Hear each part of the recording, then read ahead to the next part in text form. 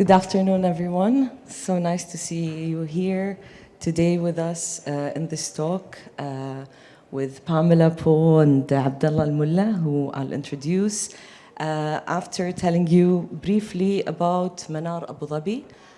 For those of you who don't know, Manar Abu Dhabi is an exhibition that happens every 2 years and takes place in different locations in Abu Dhabi. This year we have extended the exhibition of Manar Abu Dhabi to be in العام, in الجيمي and القطارة Oases, and in a beautiful historic site where Abdullah's work is, and in Al Jubail Island where Pamela's work is. Please let me introduce to you Pamela Po from Malaysia, who's an artist and an architect, and Abdullah Al-Mulla from the UAE, who is also an artist and an architect. Today we will be speaking about the public art that is highly integrated with architecture and site-specific works that take place in different landscapes and contexts. Starting with Pamela. Pamela, your work, Eden in Al Jubail, is, we don't have works, we don't have photographs, I assume, from the exhibition, but we have Lance, I think, taking photographs today. We, of course, invite you all to come to Manar Abu Dhabi to see the work in real life, and we open at 5:30 until midnight. So I'll let you explain about Eden, Pamela. Hi, thank you for having me. And yes, I like what Alia said, that I'm an artist, interdisciplinary artist, and with architectural background. And I'm from Malaysia. And yes, the work Eden, I started working on Eden, the very first edition back in Malaysia, say, I think 2017-ish. And it was 2 times smaller compared to the ones in Manar Abu Dhabi. And it was, it was an indoor kind of work, and it's about, basically, it's about like a mythical garden of, sorry, is it working? Yeah. Like a mythical garden. And and also it's like a strange garden of paradise, the way I interpret it. And how it started is that like it's actually a mall space, a new mall, and then they have this gallery space, and the organizer invited me to do a work in there, and they said the theme is nature. And again, the art in Malaysia is fairly young, and I'm dealing with like a marketing people who don't really know art very well. So they were expecting like fake grass, use recycled board, and then do something decorative. So then I decided to present this work, and I presented in like a lecture slide, like where did my interpretation come from, what nature means to me, and what kind of experience we are trying to create here, in a way that it leaves a deeper impression to people. It doesn't have to be literal nature. And they were shocked when they saw the proposal. They just don't understand what they're looking at. And then another thing is like, they were questioning with the feasibility and the buildability in Malaysia, like, because they felt like this is something can only be done in overseas, you know. So they asked a lot of questions, and I said I knew they have all these doubts, so I did present them like the prototype of the work, and you know, the budget breakdown and everything. And thankfully, because of the architectural background, it helps with that. So then, yeah, that's how Eden was born. And basically, because of that, it's my very first public artwork. And that sort of launched my career after that. Like, I started getting more commissioning project for the public sector, for private sectors, and working with also like brands and campaigns. So that's how it's been, yeah.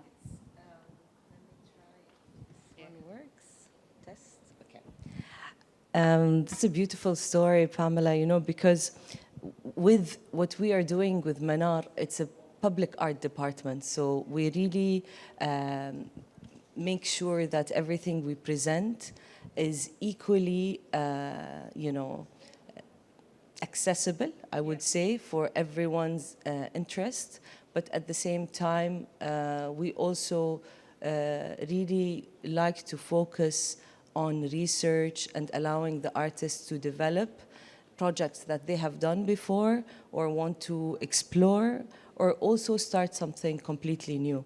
And working with the mall or marketing department sometimes allows us to, you know, like bridge really. And I'm happy that this happened, because now we have a bigger one in Manar. And what I find really beautiful is that when curating Manar Abu Dhabi, especially with the different sites, we wanted to choose artworks that will first give a variety.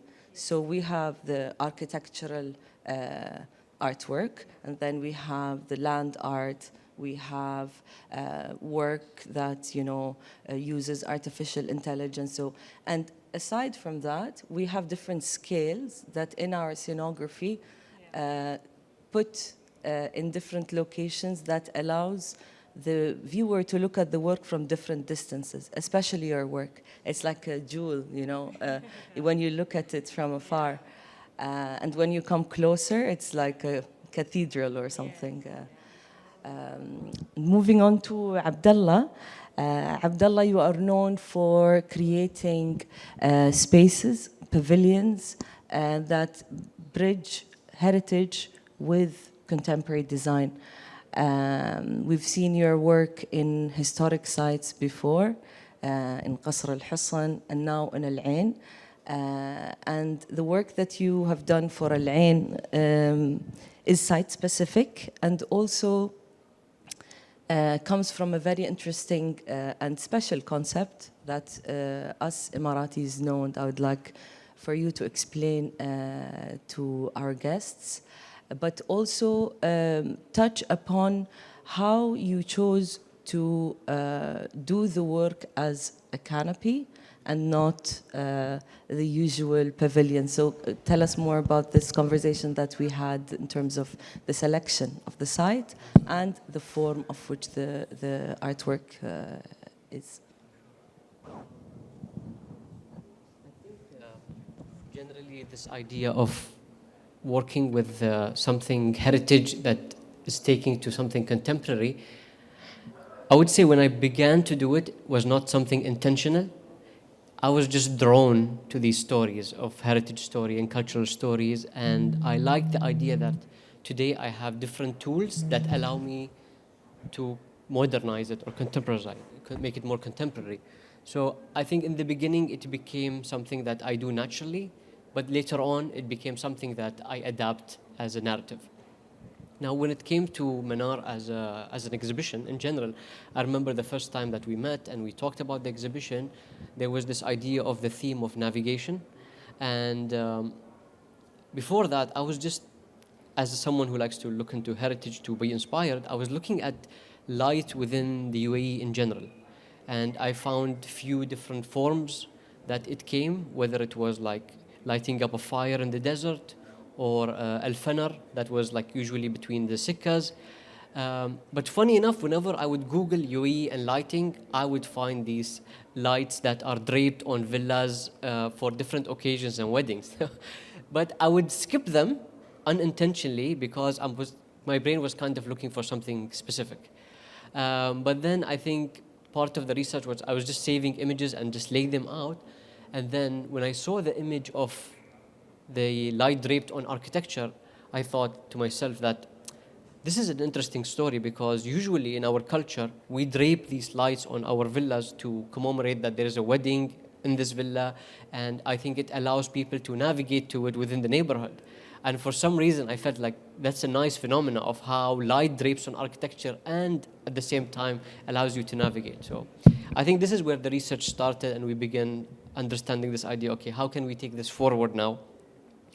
And I guess, like you said, when it came to the idea of making it as a canopy versus a pavilion, I wanted to freeze that moment of drape and remove the architecture. And I think that's the moment where I wanted people to experience it and to feel it in relationship to the site that we chose. And it's beautifully done because it also allows for people to be in the courtyard, which is the place where we celebrate, where we gather in Emirati houses, but a lot of Islamic houses around the world. Moving on to the process, both of you are architects, and your process, is nice and clear. And I wanted to ask you, Bamila, about the motif that you chose, and maybe speak about how you've layered this artwork, and let's speak more technical. So as you wish. No need to go technical, but the inspiration for the motif. Totally get it. Okay, so I think when it comes to the subject of nature, I think about all the other elements and experience that make me feel connected with it, and even on a personal spiritual journey, like I feel especially very connected to nature when I go hiking, I go cave exploration. And again, in Malaysia, we are rich with all this rainforest and things like that.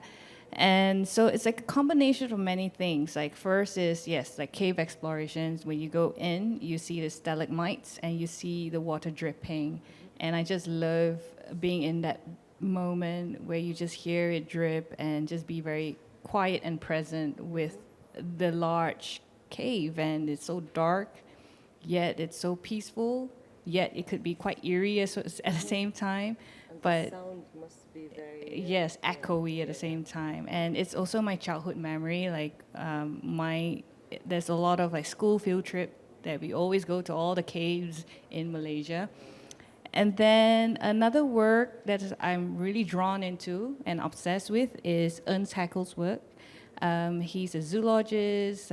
He does a lot of illustration of diatoms and specimens of plants, corals, sea creatures.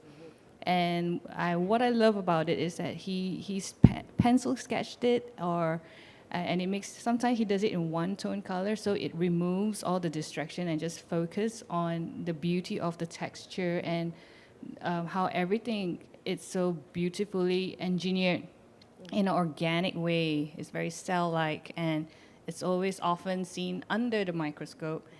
So, like, I love looking at things like that. Like, I love looking at skeleton things. I love looking at specimen things, and this is something that I want to show it in the work. The delicate system of it, amplified in the body of the work.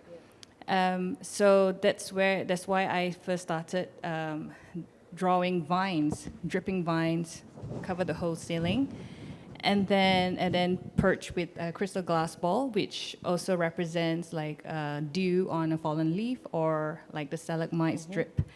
And again, these are the little things that I like to observe when I go hiking. I would stop and I would look at these little things up close, like spider webs, and then when you look at it up close, you see the reflection of the world around it. It's true that the ball reflects the whole artwork. Yeah, and in that manner, it's like suspended and frozen in time. So I feel like there is like a balance between fragility and resilience. That's why it's so skeletal and delicate, yet it's so beautiful. Like a spider web, like it has this bare minimum of like structure, weight, but yet it's engineered wise, like it serves the system, and yet it's so beautiful. Yeah, it's like lace also. Yes, and it's so invisible in one point, and then after that, at a certain point, you see the whole work. Yeah. And I'm always obsessed with looking at things like that. Like I love, like, say, looking at the back of the piano or like the circuit board of something. Like I just love looking at like what's behind the building, like all the ugly stuff they hide. I like to strip it off and look into it, you know. So yes, for this work, like I wanted to show something like that. And then the reason why I draw a tunnel, because every time I visit a garden, especially in Europe, there's always like a tunnel, you know, with vines, grapevines or something like that. So hence why I insisted that in, because I want to have this sense of like entering a space.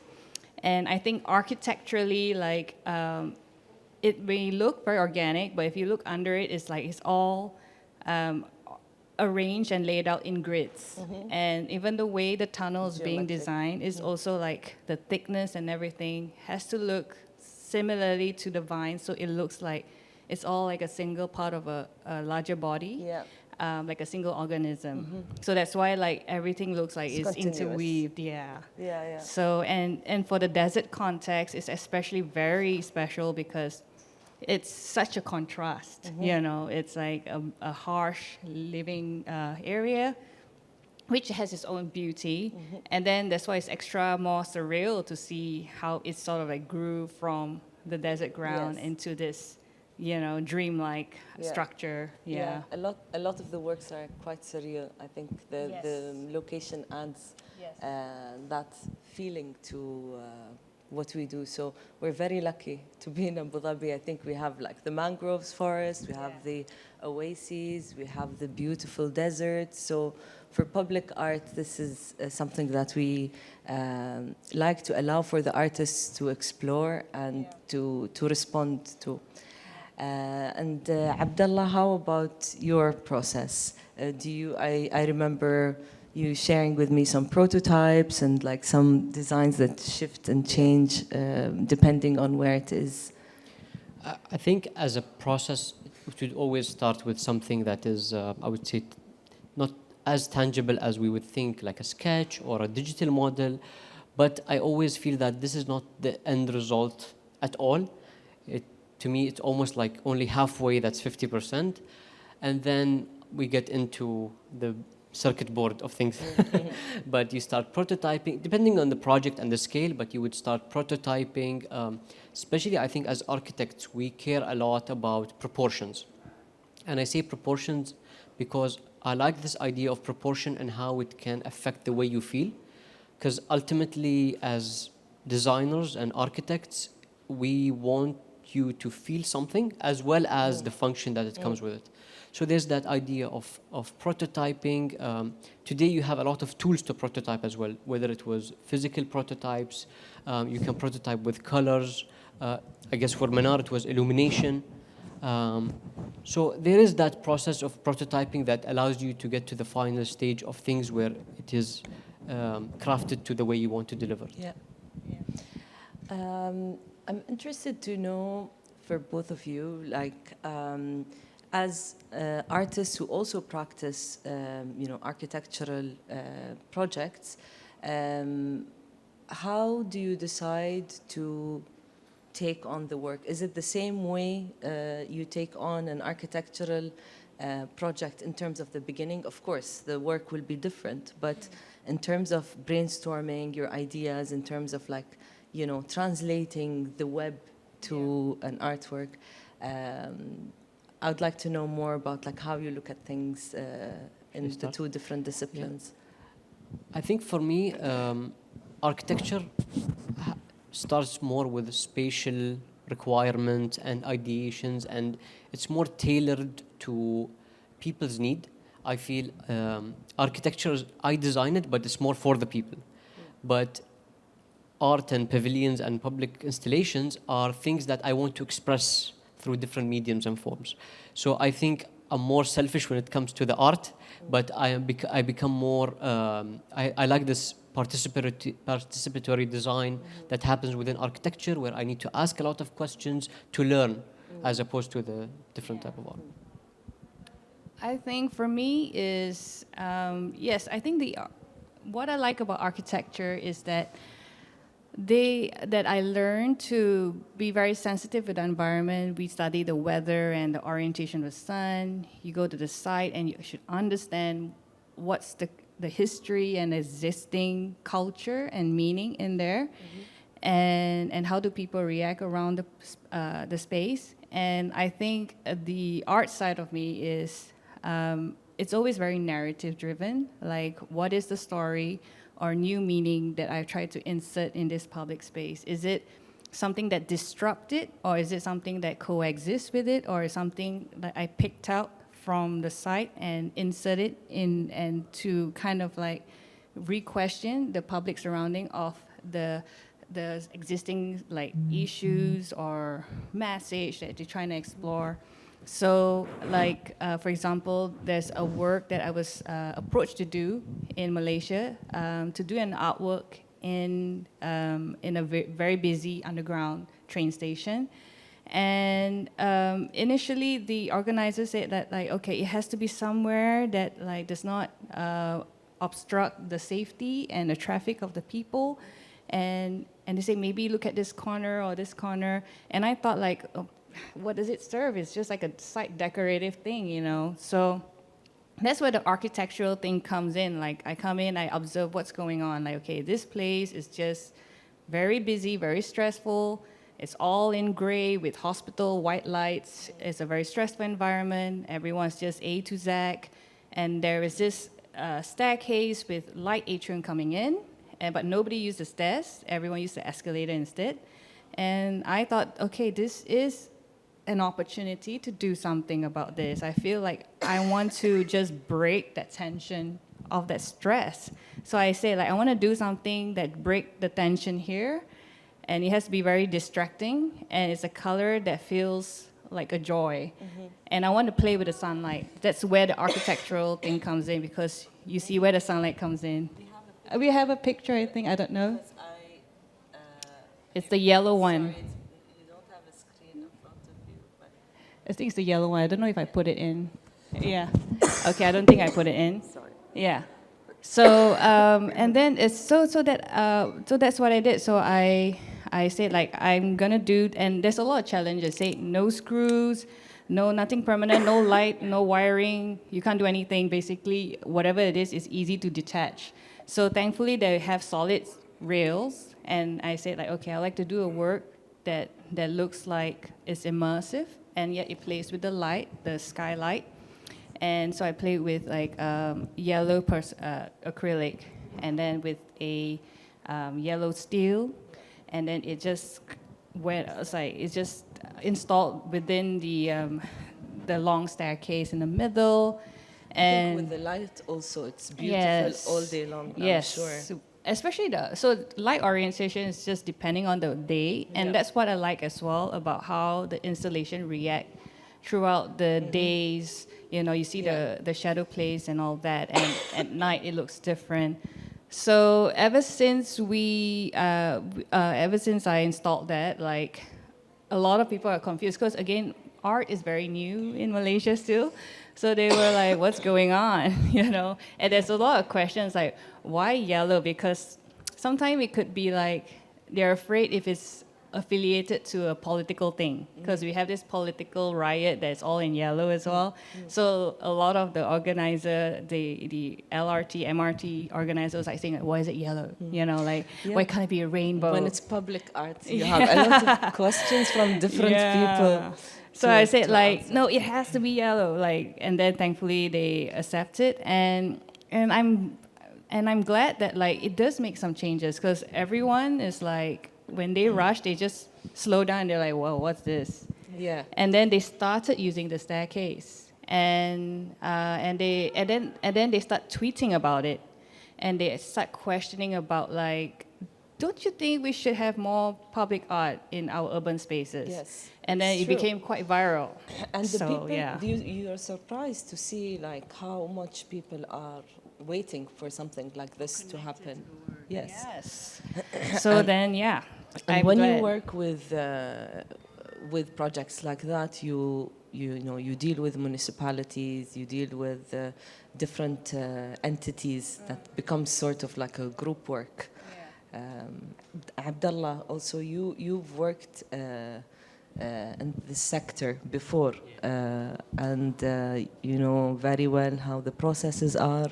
Have you faced any challenges with wanting to do something for the public, but you know, we spoke about safety, we spoke about things like that. Are there any stories you'd like to share about public space and like things you wanted to do, but Yeah. I think this is where becoming an architect helps when you do art, because you have an engineering brain that allows you to find solutions. But I think most of the time, all these challenges, we saw them as opportunities to create something better, especially when it became something about structure. A lot of the time we faced areas where we would want to create some sort of pavilion, and underneath it will be some weight restriction like parking, or we cannot do some foundations, and we had to re-engineer it to withstand the weight. Or there is this idea also about building at site versus building it somewhere else and transporting it. I think for me even it happened within the Manar art installation, where it was something that was done off-site, but we needed, when we dismantle it, we needed to engineer it in a way that will allow for the restriction of the height of the bridge that is between Dubai and Al-Ain. So these are things that you wouldn't really necessarily think of while you're trying to create the artwork. Yes. But you need to think about it. They are part of the work, and they're part of you choosing where you will decide to manufacture it. But I think they're challenges that are nice, and they allow you to think of your work as part of a bigger research that will keep developing to the next one. Yeah, yeah. And in العين دارين بس قولي لهم شوي يسكتون برا.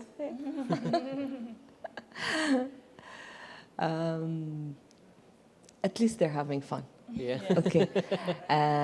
So for العين, we worked in a historic site with a lot of restrictions. Of course, we weren't able to, you know, dig. And in Jubail, we had other stories with water and things like that. So now for العين, you created a plate, so everything was made in a way that is sensitive to the site. For sure, and I think there was this idea that usually the light that drapes are usually on the building itself, where here we couldn't. We needed to be very careful. You cannot touch the building. It was just restored, exactly. newly restored. It's newly restored, but I think that also humbles you in a way where you know you want to create something specific, and you want it to be in a certain way, but you need to find other ways to kind of satisfy the idea that you want to deliver without touching the building, for this instance. Yeah, and also in a way that becomes reversible, so you can reuse the work and, you know, not damage anything around it. I wish to keep all the artworks of Manar, honestly, but try to tell the artists to make it work, and that we want it to be reinstalled in other places. Of course, then you play around with the context of where it is. We have different works from Manar Abu Dhabi that are site-specific, but as a Department of Culture and Tourism, we like to make sure to give a chance to the artists and the visitors to see the work in real life. We see how they respond to the works, and we see how the works respond to the weather, and then we propose a list of works to be acquired. So some of the works can happen again, others are ephemeral. So I will make this a little shorter because Abdallah has another talk in another emirate, right? Yeah. Or okay, and we'll give him some time to drive safely. But we'll open to our guests. If you have any questions to our artists or to myself, please raise your hand.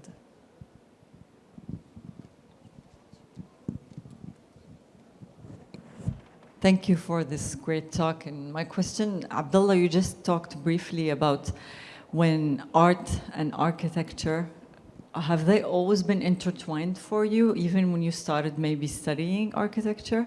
And when functionality needs to kick in, how do you weigh all three? Which one wins in your, what's your preference?